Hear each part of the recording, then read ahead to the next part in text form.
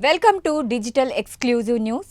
ముందు కూతురిని వేధించాడు, ఆ తర్వాత పోక్సో కేసులో ఇరుక్కున్నాడు. కేసు వాపస్ తీసుకోలేదని తండ్రిని అతి కిరాతకంగా హత్య చేశాడు. తూర్పుగోదావరి జిల్లా నిడదవోలులో ఈ దారుణ ఉదంతం చోటు చేసుకుంది. ఒక బాలికను వేధింపులకు గురి చేసిన ఘటనలో పోక్సో కేసు నమోదు కావడం, తాజాగా ఆ కేసును వెనక్కి తీసుకోమంటే ససేమిరా అన్నాడన్న కోపంతో ఆమె తండ్రిని దారుణంగా హతమార్చాడో సైకోగాడు. నిడదవోలు పట్టణానికి చెందిన 46 ఏళ్ల షేక్ వల్లీబాషా వంటలు చేస్తుంటాడు. ఆయనకు భార్య, 2 పిల్లలు.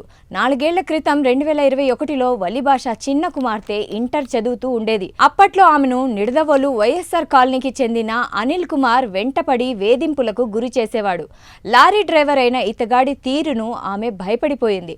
చివరకు తల్లిదండ్రులకు తాను ఎదుర్కొంటున్న సమస్య గురించి చెప్పడంతో వారు పోలీసుల్ని ఆశ్రయించారు. వల్లీబాషా ఫిర్యాదు మేరకు అనిల్ కుమార్ మీద పోక్సో కేసు నమోదు చేశారు. ప్రస్తుతం కేసు కీలక దశకు చేరుకుంది. ఈ కేసు నిరూపితమైతే శిక్ష పడటం ఖాయమన్న భయంతో పాటు ఈ కేసు కారణంగా తనకు పెళ్లి కావడం లేదన్న కోపాన్ని పెంచుకున్నాడు. ఈ క్రమంలో వల్లీబాషాతో రాజీకి సైతం ప్రయత్నించాడు. అయితే తన కుమార్తెను వేధించిన వాడితో రాజీ కుదుర్చుకోవడానికి వల్లీబాషా ససేమిరా అన్నాడు. ఇదిలా ఉండగా ఈ మధ్యన మరోసారి రాజీ కోసం ప్రయత్నించినా ఫలితం లేకపోయింది. దీంతో ఆదివారం తెల్లవారుజామున షాపు తెరిచేందుకు బయటకు వచ్చిన బాషా మీద అనిల్ కుమార్ దాడి చేశాడు.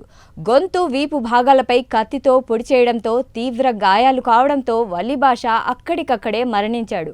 పోలీసులు నిందితుడిని అదుపులోకి తీసుకున్నారు. పోక్సో కేసు రాజీ కోసం ప్రయత్నించి ఇప్పుడు హత్య కేసు మీదేసుకున్న అనిల్ కుమార్ను కఠినంగా శిక్షించాలని డిమాండ్ బలంగా వినిపిస్తోంది.